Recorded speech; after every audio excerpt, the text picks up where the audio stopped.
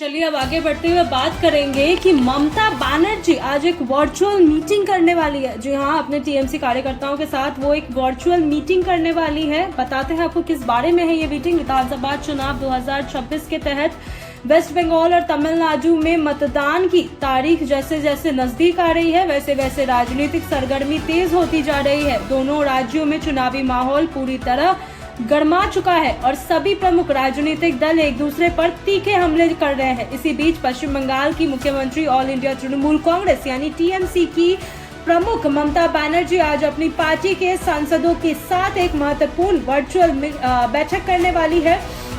सूत्रों के मुताबिक इस बैठक में चुनावी रणनीति, पहले चरण की तैयारियां और विपक्ष के आरोपों का जवाब देने की रूपरेखा पर चर्चा हो सकती है। यह बैठक ऐसे समय हो रही है जब पार्टी अपने प्रचार अभियान की ओर धार देने की कोशिश करने में जुटा हुआ है। दूसरी ओर राज्य विधानसभा में नेता प्रतिपक्ष और भारतीय जनता पार्टी बीजेपी के वरिष्ठ नेता शुभेंदु अधिकारी ने सत्तारूढ़ टीएमसी पर गंभीर आरोप लगाए हैं। उन्होंने दावा किया कि चुनावी रणनीति संभाल रही संस्थान Indian political action committee IUPAC TMC समर्थकों को फर्जी प्रेस कार्ड मुहैया करा रही है ताकि मतदान प्रक्रिया को प्रभावित किया जा सके।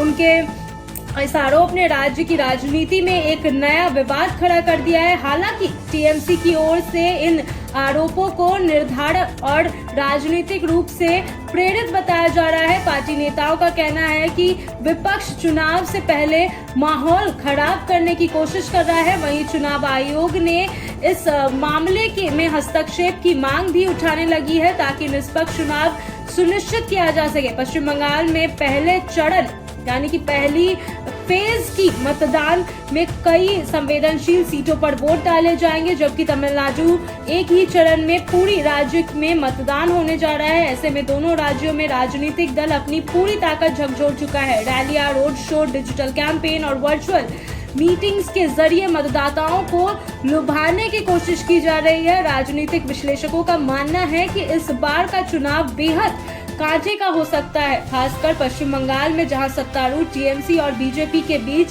सीधी टकराव देखने को मिल रही है। ममता बनर्जी की वर्चुअल बैठक को भी इस रणनीतिक तैयारी का हिस्सा माना जा रहा है, जिससे पार्टी अपनी संगठन को एकजुट और सक्रिय बनाए रखेगी। जैसे जैसे मतदान की तारीख करीब आती जा रही है, वैसे वैसे आरोप प्रत्यारोप और चुनावी बयानबाजी भी तेज होती जा रही है।